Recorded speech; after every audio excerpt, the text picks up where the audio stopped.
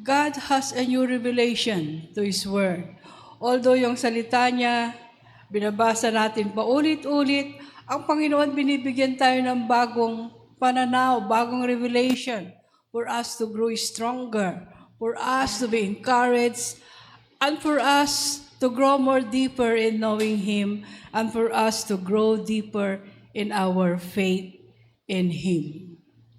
So, nung kinuha ko ito, and then nanood ako ng balita, doon ko nakita na Iran binumba 300 missiles sabay-sabay niyang pinaputok sa Israel. And then a day before na i-release niya ang 300 missiles sa Israel, the Lord took to the people or took to somebody in the southern part of Israel sa hospital. Sabi niya, you evacuate this place. And then, ang hospital na yun, puro ICU. So, nung sinabi ng head doctor na we will evacuate this place because it is not safe, walang maniwala. We cannot do that for a day. We have to do it. So, natapos nila ng 48 hours na inilipat lahat ng pasyente. And the next day, tumama ang isang missile sa hospital. But thank God, no one among the patient was hurt kasi nailabas na nila. And then sabi nila, you see, this is a miracle. God spoke to one person. And then everybody listened to him and all the patients were saved. Pero pag makita nyo sa internet, yung hospital talagang warak ang hospital. God is so good. He protects His people. So nung nauna na sinabi ni Pastor Mac na ako mag-preach, ito ang kinuha kong i-preach and then nakita ko. If you read the Bible, in the Old Testament, the Israelites has been surrounded with hostile neighbors. Sila po ay napaligiran ng mga kapit-bahay o kapit-nasyon na talagang kinamumuhayan sila at isa lang ang gusto nilang mangyari, sila ay mawala sa mundo. Sila ay mawala sa mapa. Yun lang ang kanilang gustong mangyari. Pero sino ang pwedeng magtanggal sa mga bagay na inilagay ng Panginoon sa mundo? Kakalabanin mo ang Diyos pag gagawin mo yon. At kung makikita natin, it is not the first battle. Kung babasahin niyo po ang history, it all started in the day of Moses. And it did not end there. Everything just started, even up to this time, in the nation of Israel. But what I'm going to share to you this morning is God's deliverance to His people. Ang Panginoon ay hindi papayag na mawala ang kanyang plano sa mundo. Because through Israel, nakilala natin ang Diyos na lumikha ng langit at lupa. And in Asia, alam niyo ba na ang Pilipinas lang ang Christian nation? Thank you sa mga Espanyol na nag-conquer sa atin, although ninakaw nila lahat ang ating kayamanan. Natural resources like gold, and other things. But what they leave to us, imparted to us, is God. Now, although yung motive nila mali, God work it out for our own good. Tayo ay naniwala sa iisang Diyos na siyang gumawa ng langit at lupa. That is the thing that the Spaniards leave to us aside from the traditional ways of Filipinos. Yung bonding ng pamilya, nag-aapo na nasa tatay at nanay pa. Iniwan yun ng Espanyol sa atin. the respect to the elderly, yung mano, yung fiesta. Those are the traditional things that the Spaniards left to us that up to this time, ginagawa natin. Amen? Respect. Yun ang matinding iniwan nila. Respect to God, fear to God, yung ang in-impart nila sa atin. Well, thank God na ito yung all things work together for good. Now, I'm going to share to you the book of Esther. Nabasa nyo na ba ang story ni Esther? Basahin nyo po. Allow God to talk to you through this story. Kasi for sometimes, it also applies to our daily life. Ang titulo ng aking mensahe is Service through Divine Providence. Ako lang magbibigay sa Tagalog dahil sinerch ko sa internet, mali yung kanyang interpretation. So, I will do it in my own interpretation. Paglilingkod na may maka-Diyos na biyaya. Service through Divine Providence. So, basahin ko po sa Esther chapter 4, verse 13. Ito po yung plano ng isang advisor ni Haring Artaxerxes na ngayon ang modern Babylon is Iraq. Hindi Iran. Iran and Iraq. Sila po ay na-exile sa Babylon. Alam po natin, pag binasa natin ng Daniel, marami pong Israelitas ang na-exile sa Babylon. And most of them, matatalino. Most of them were really gifted. But most of them were deeply in love with the Lord. Ibig sabihin, andoon ang kanilang pananampalataya sa Panginoon.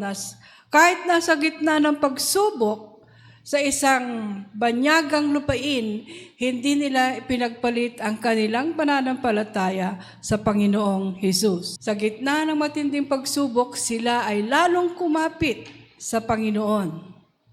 At isa rito ay si Mordecai o Mordecai. Ito po yung pinsan ni Esther. Na si Esther po ay isang teenager po lang nung sila po ay maging captive ng mga Persians. Teenager lang po siya. At ang nagpalaki sa kanya, dahil namatay ang kanyang mga magulang sa giyera, ay si Mordecai o Mordecai. So one day, I'll just give you a short story of Queen Esther. Yung advisor ni Hari ay sobra yung kanyang pagkagahaman sa posisyon.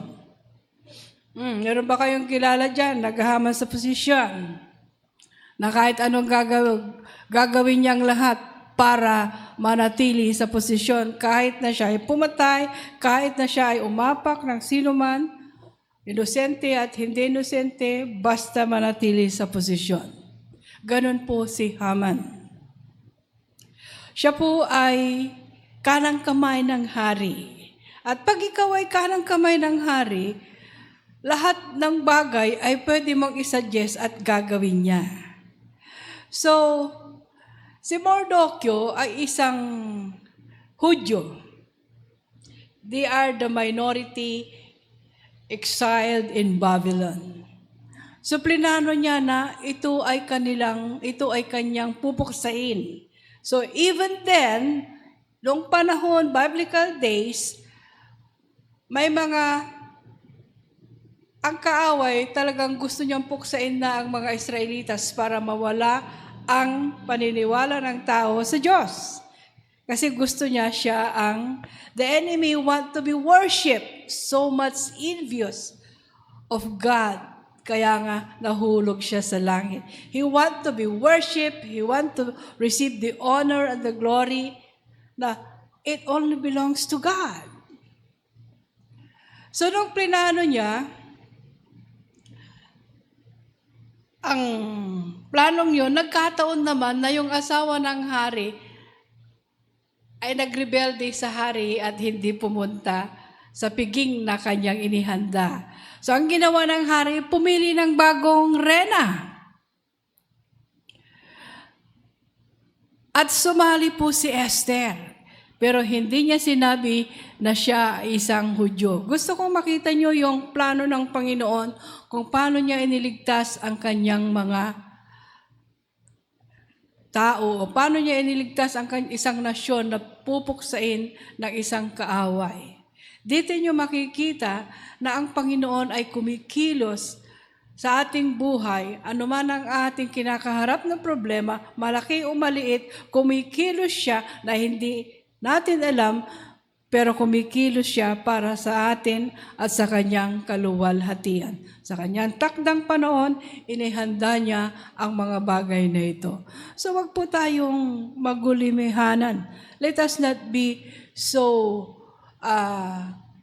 earnest to seek help from anyone, from anybody, to save us to our troubles. Keep in mind, God has a time in saving His people, like what He did in this story, and like what He did right now, and is doing right now in Israel. Wala pong katulong ang Israel. Mag-isa po siyang gumigera sa Iran. Mag-isa po siya, walang tumutulong sa kanya. Lahat ng nasyon sa kanyang paligid ay walang kumikilos. Kahit ang Amerika, ang ginawa lang niya ay binakuran niya ang Mediterranean Sea. Naghanda lang siya just in case na ang nasyon ay kikilos para tulungan ang Iran. So, nag-prepare lang po siya para maging safe ang Israel sa kanyang pagpuksa sa Iran. So tignan po natin ang ginawa ng Panginoon dito sa story ni Esther kung paano niya iniligtas ang nasyon o ang minority ng mga Hudyo na exile sa Babylon. So nung ipinaalam na pili out of all the women of the entire nation of Babylon, it was Queen Esther who was chosen. Sa palagay nyo, hindi yon gawain ng Panginoon? Simpleng teenager. Kumbaga, nasa kanyang pamumupagkat na maging adult woman. We don't know how beautiful she was, but what we know is God destined her to be in the royal palace to save. Hindi pa nangyayari, ha? Hindi pa na nangyayari, inihanda na niya si Esther para maging kasangkapan na tagapagligtas para hindi mabuksa ang mga minority Jews na nasa Susa. Sa isang village na Susa, they are a community. Hindi pa nangyayari, inihanda na ng Panginoon.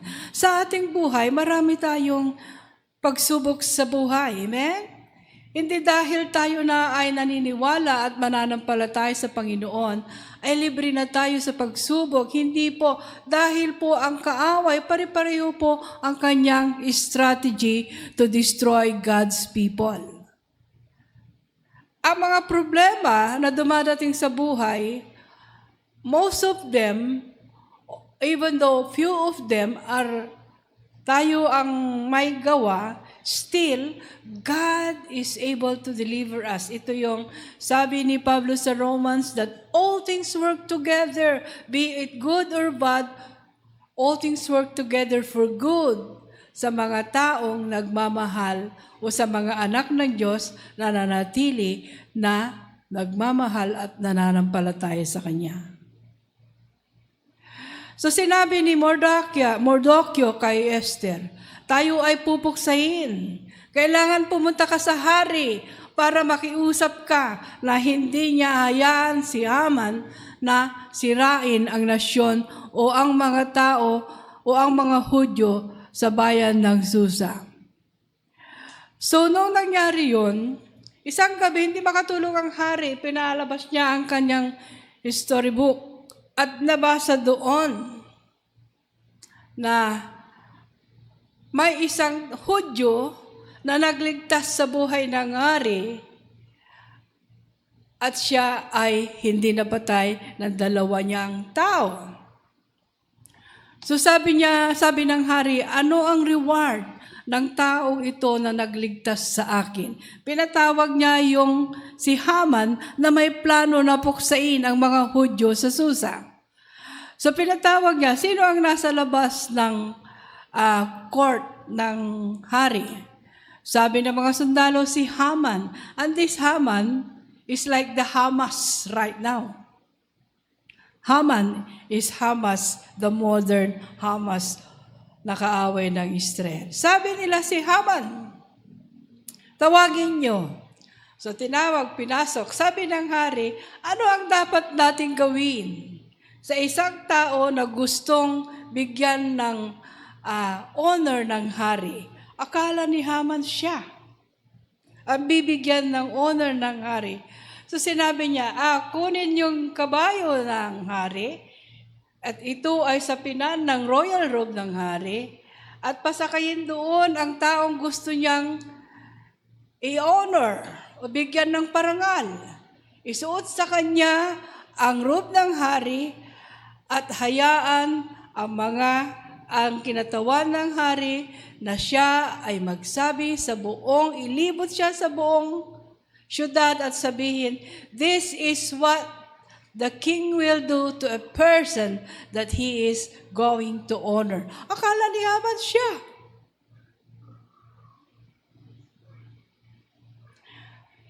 At sabi ng hari, do it to Mordecai. Gawin mo ang lahat ng sinabi mo kay Mordokyo na Hudyo. Samantalang kinaiinisan niya si Mordokyo dahil si Mordokyo hindi nagbabaw sa kanya. Sometimes, ganito yung mga taong assuming. Ako siguro yun. Anong ipopromote ko, may ipopromote akong tao. Ano sa palagay mo? Pag tinanong kayo, huwag niya yung i-assume na kayo yun. Baka ma-disappoint kayo, gaya ni Haman. So, anong nangyari? He was so disappointed na hindi pala siya. And siya mismo ang naglibot kay Mordecai o Mordokyo sa buong syudad at umuwi siya na umiiyak at sobrang napahiya. So sabi ng asawa niya, bakit ganyan ang itsura mo? Kasi yung kinamumuhian kong tao, siya pa ang binigyan ng parangal ng hari. So ano nangyari? Sabi ng asawa, magpatayo ka ng bitayan diyan sa bakod natin at hilingin mo sa hari na bitayin siya at lipulin siya lahat ng kanyang mga kapwa Hudyo. Sabi niya, maganda yan, gagawin ko yan. So gumawa siya ng isang kasulatan. Sabi niya, may minority dito. Kailan puksain natin dahil sila hindi sumusunod sa hari. Sige, sabi ng hari, gawin mo. At ito ang aking singsing as a sign that law cannot be revoked. Ano nangyayari ngayon sa ating bansa? Wala nang respeto ang ating mga iniloklok na leaders sa Constitution. Kumbaga, binabaliktad nila ang ating saligang batas. Nagkakaroon tayo ng constitutional crisis at this time. Ano kaya mga kapatid, bumoto kayo ng maayos.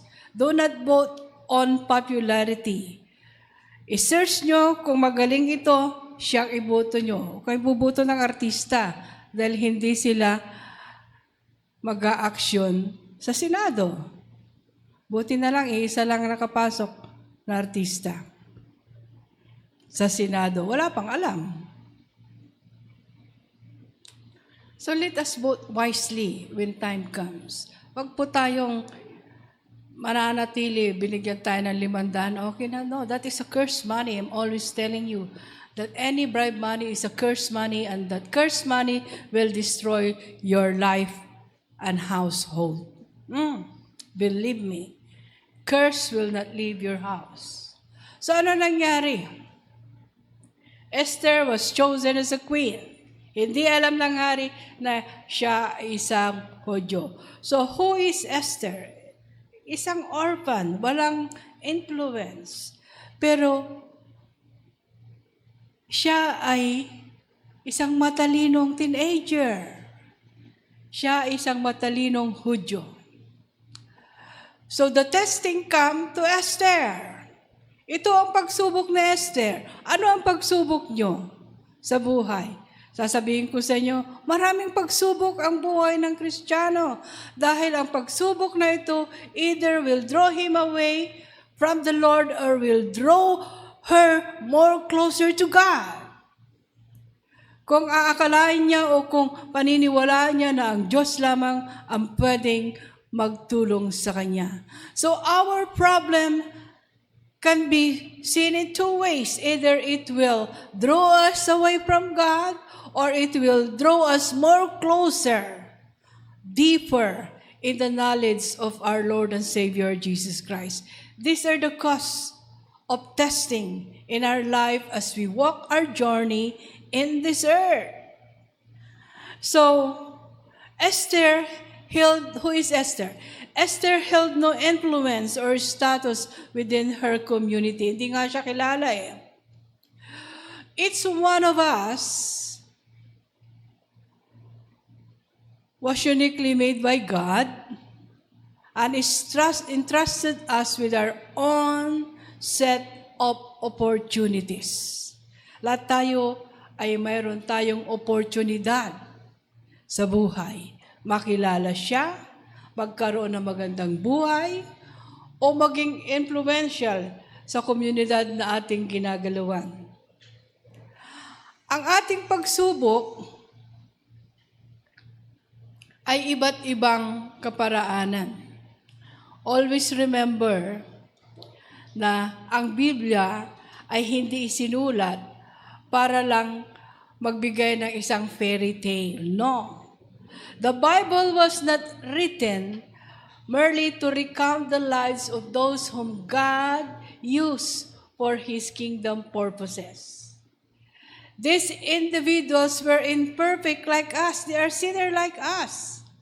From Genesis to Revelation, the writers, the characters, the player, the actors are imperfect human like us and sinner like us.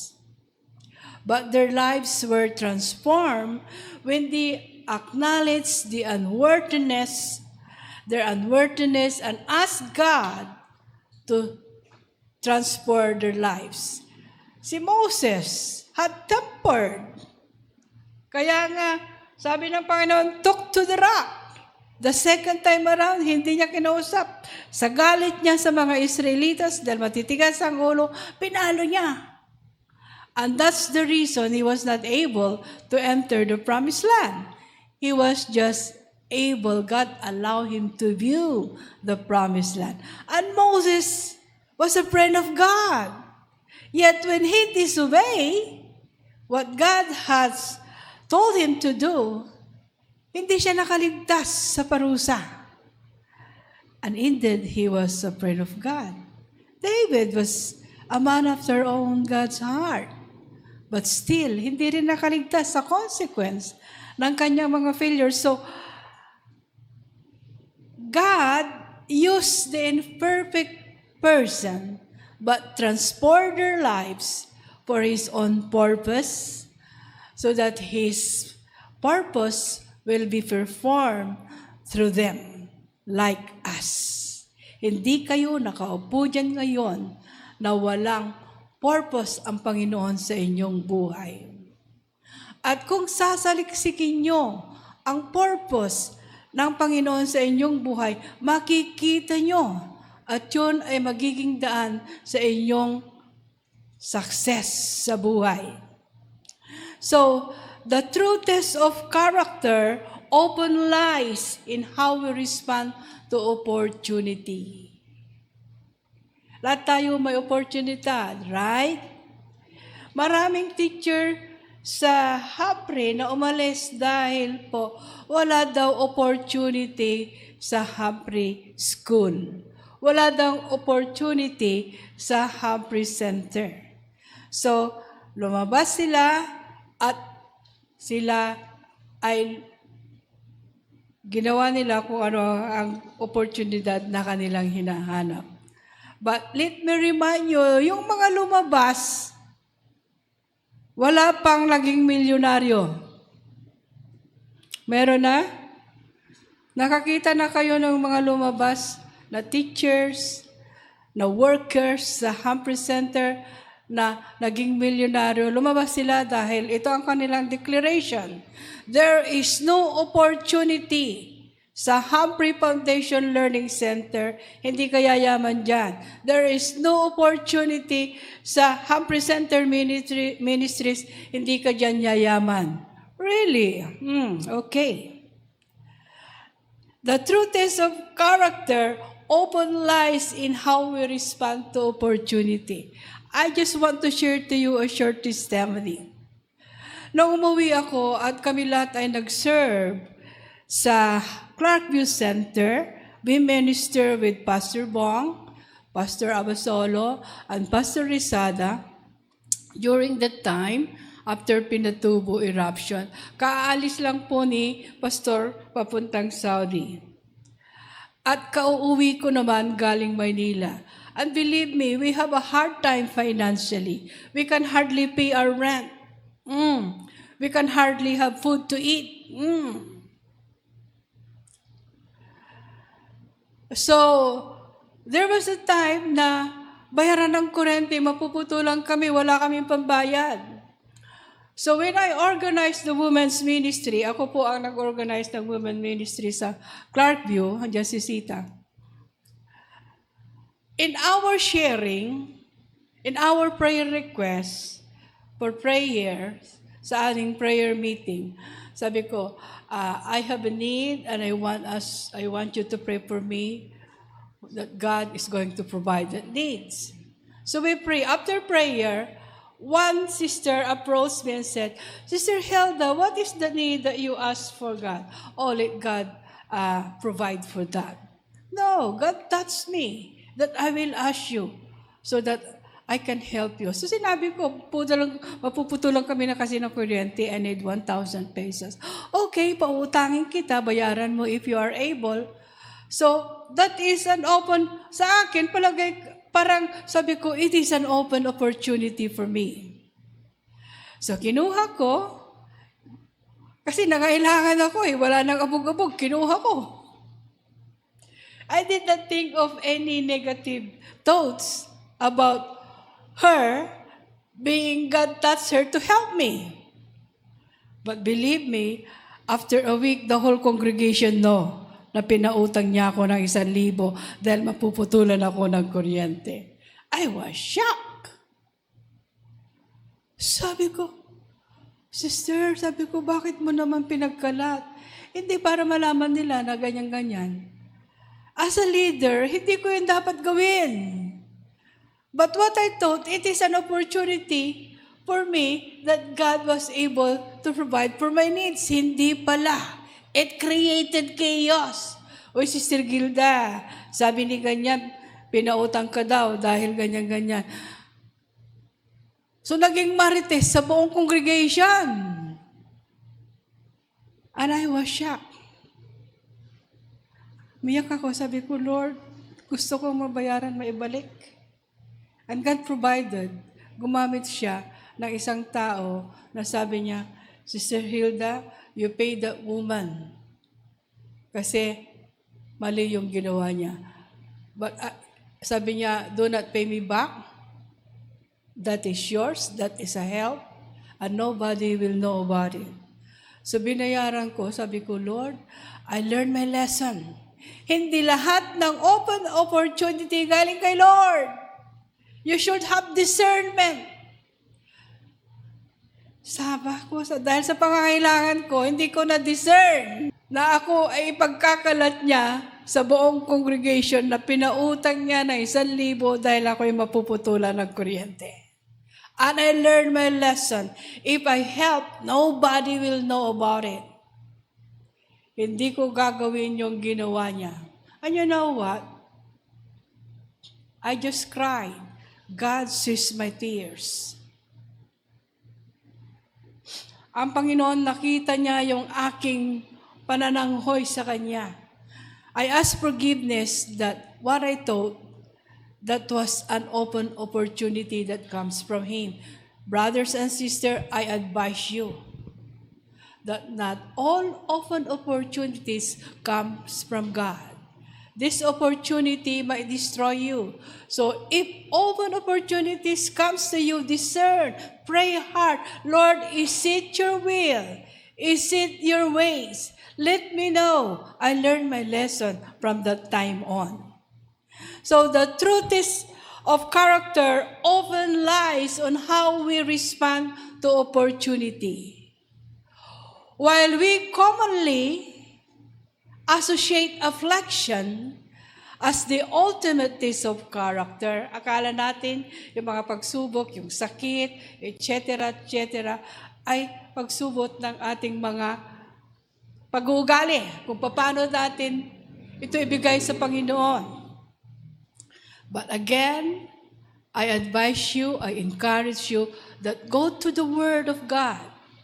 Discern whatever, ano ang sabi ng Panginoon? I am the Lord that healeth thee. Then take it. Stand for that word of promise. In Esther's case, ang test of character niya is prosperity and fame that become her testing ground. Okay nga, reyna ka. Ipapaalam mo na you belong to the minority, the Jews. So sabi ni Esther, nung nalaman niya yon, sabi ni Mordecai,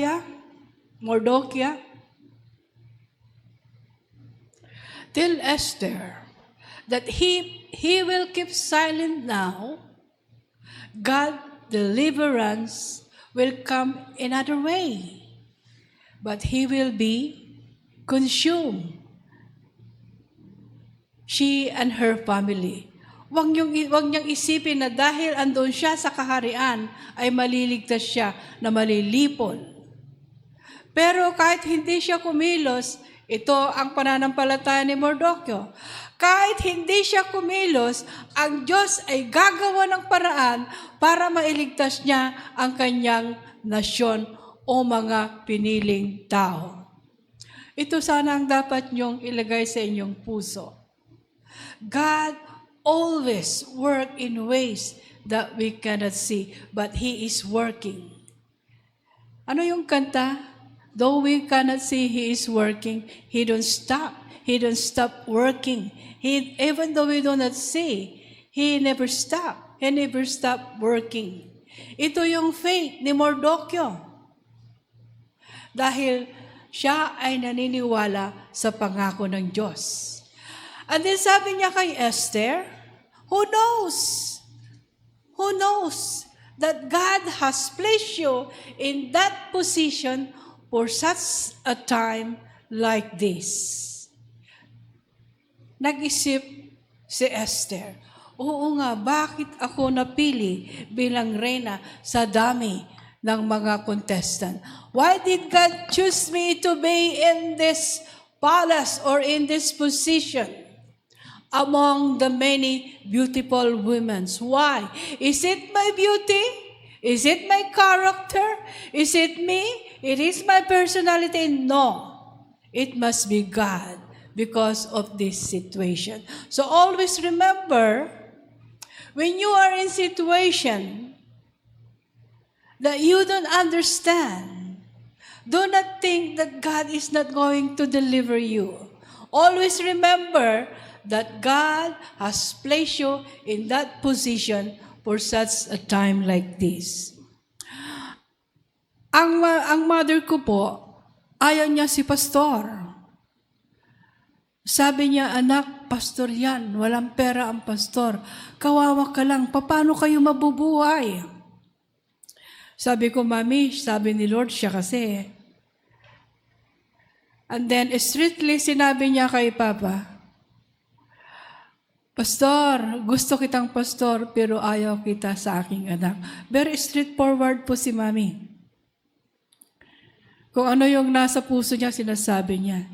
Tumawa lang si pastor, okay po. Mahirap po si pastor. Really? Kasal kami, he don't have anything. He just have the Lord. Noong naman hika niya, kaya niya kahit na si daddy ay medyo babaero, hindi niya tinignan yon. Kasi nung kinausap niya si daddy, sabi ni daddy, bakit pa kayo hihingi? Wala pala, kaysa kakasal sila na mangungutang, pagkatapos nahirapan sila magbayad. Di kasal sila kahit nakapilang ang mayroon. Kaya sabi ni Papa, pag kinasal kayo, kahit lang kape, okay na. Daddy, huwag kang hihingi ng kahit ano dyan, walang pera yan. Sabi ko sa daddy ko, o di sige, makasal kayo na magkape na lang tayo. But God is good. Wala kaming pera, but we have a grand wedding. Believe me, we feed 100 people.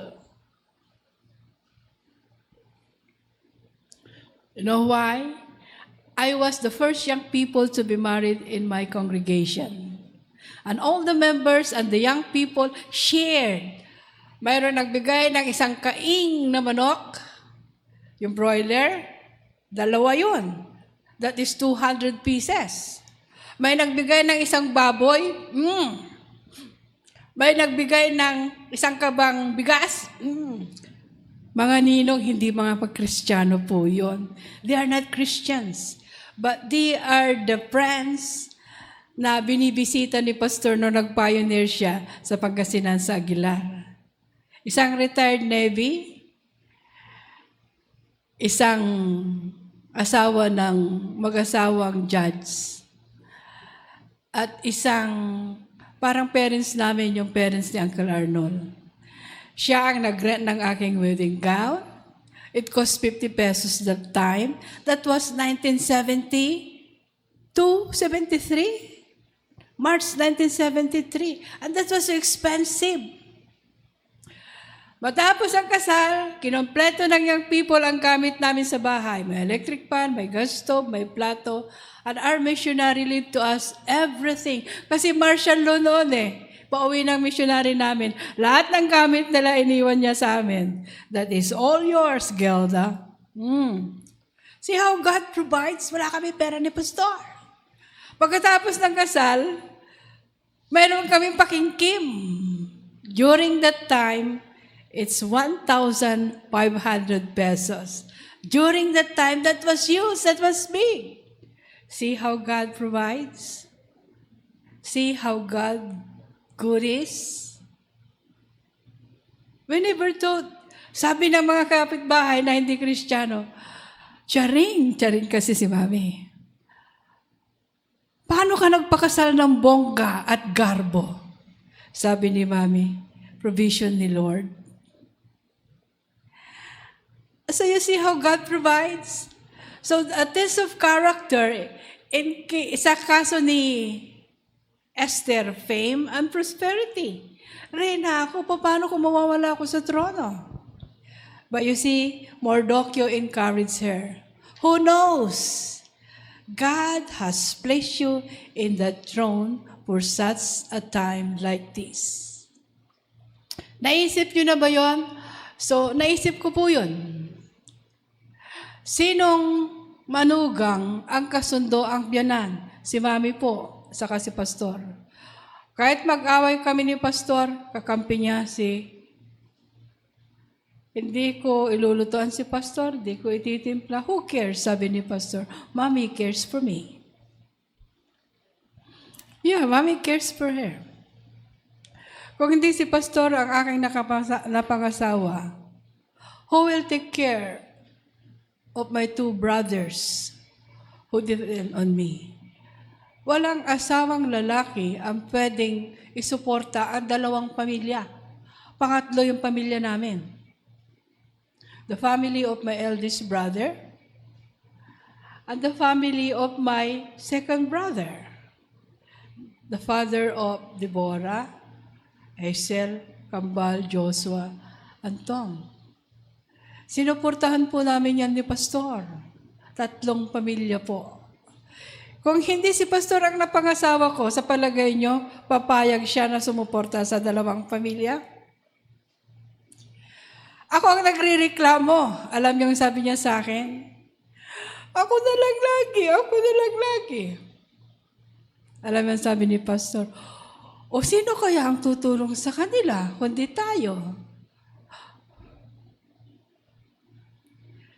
You see, sometimes we do not appreciate people that brought us. And I see all the good things that my husband did for me and did for my family. I might be sometimes rude, but I thank God for him in many ways. Sinong asawa ang magsusupport sa dalawang pamilya na nakaagaw ng kanyang pamilya? Siya lang po. And when sometimes I have my complaint, sabi niya sa akin, sino ang tutulong sa kanila kasi? Yung kapitbahay. And that was a rebuke to me. And I know he meant it from his heart. So all the way up to this time, hindi lang sila, kundi we also help other people. And God had placed that in our heart. That is a test of character. Who knows? God has placed you where you are for such a time like this. That is the message. That is service. Paglilingkod na may biyaya ang Panginoon. Huwag niyong i-question yung kanyang kaparaanan dahil mayroon siyang plano na hindi nyo nakikita, pero yun ay para sa kanyang kaluwalhatian. Kung titignan natin, sumunod, anong ginawa ni Esther? Sabi niya kay Mordecai, gather all the Jews. Tell them that we have to pass 3 days and 3 nights without food. And we will God us to intervene. Kasi hindi pa siya pwedeng pumunta sa hari dahil kung hindi ka pinapatawag ng hari, huwag kang pupunta kasi mamamatay ka. And the only Savior you will have when you see the King is when He hand you His scepter. Pag inabot niya yung scepter, ibig sabihin, you have access. Thank God! We have an access to the Father. Anytime you want to say, Father, help me. Pwede tayong pakinggan ng Panginoon. Why? Because God gave His Son. The blood of Jesus gave us the access to the Father. Hindi na tayo dadaan kung kahit kanino, but we can go straight to Him and ask Him. And we do not have to beg, but we'll just to remind Him, Lord, this is what you promised. And I am claiming it in Jesus' name through the blood of Jesus. Whatever you ask in my name to the Father, He will do it. If you ask it with all your heart and with faith in your heart. Kung ano man ang hihilingin nyo sa Ama, sa aking pangalan, ay gagawin niya dahil sa akin. Thank God for that. Queen Esther, I have to see the king. If I die, if I perish, I perish. If he did not hand me his scepter, and if I die, sabi ni Queen Esther, if I perish, I perish. Kung mamamatay ako, mamamatay ako. At least, I did not keep silent, but I did what the Lord asked me to do. This is the power of prayer. So when Esther approached the king saw her outside the court. Nakita lang ng hari yung likod ni Esther. And then sabi niya, Queen Esther, what do you want? This is the intervention of God. Inabot niya kay Esther ang kanyang scepter. What is your request? Even the half of the kingdom, I will give it to you. Thank God. Nasabi ni the Lord sa atin, what is your request? He did not say half of the kingdom. I will give you eternal life, and all the kingdom on heaven is yours. Hallelujah. What a promise. So when Esther told everything, and you know what? And you know what happened? Yung ipinatayo ni Haman na bitayan, doon ibinitay si Haman. What lesson have we learned in this story? That God is able to deliver us if we trust Him and believe in Him. That God is going to destroy the enemy, and whatever He has intent for us na masama ay babalik sa Kanya. So anong nangyari kay Haman? Yung pinagawa niyang bitayan, sabi ng hari, bitayin niyo doon si Haman. And the sickening part there is the whole family of Haman was eliminated. Nakakatakot po na kalabanan natin ang anak ng Diyos. Nakakatakot po na tayo ay sumuway sa Panginoon. Nakakatakot po na tayo ay magkaroon ng mga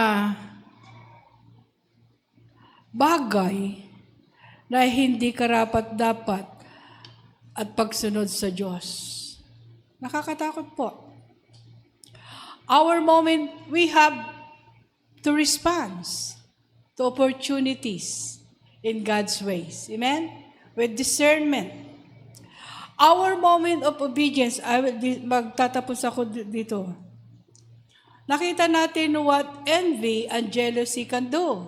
Kaya man, envy and jealousy, kay Mordokyo, it caused the whole family eliminated.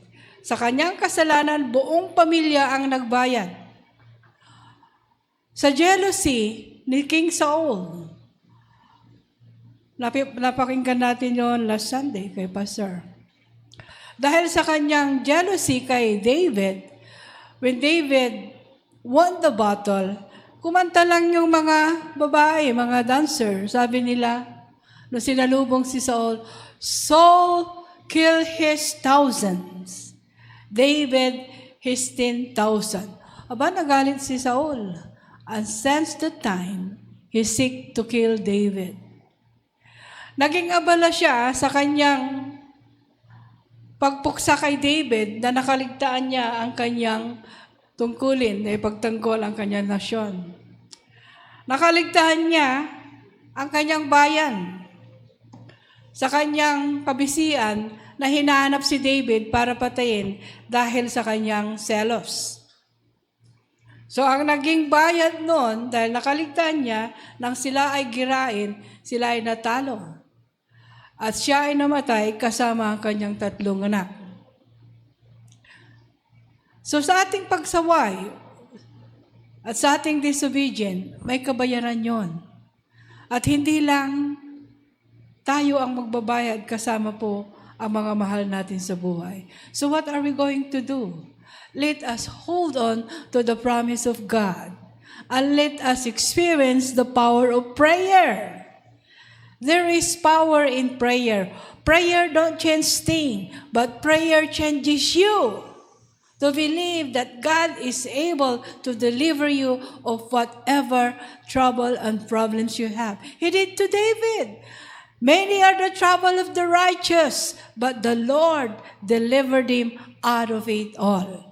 Maraming pagsubok ang mga matuwid, subalit ang Diyos ay inililigtas niya sila lahat sa pagsubok na ito. God is good and His promise never fails. Experience the power of prayer. The power of prayer will change you and help you to discern that not all opportunity comes from God. Amen? Use your discernment. Use the Word as your guidelines. Use the Word as a mirror wherein you will see yourself and the plan of God in your life. Did we receive something today? Hallelujah. Let's all stand up and say, thank you, Lord, for your wonderful works in our life. Hallelujah. Thank you, Jesus. Your words are true and always true, Father. Help us to be truthful, to be faithful to you in everything, even in the troubles, problems that comes to our life. Help us, Father, to hold on and trust in your promises. When you say that you will never leave us nor forsake us, but will always take care of us. This we pray in the mighty name of Jesus, as we give him all the glory, the praise, and the honor. Amen. God bless us all.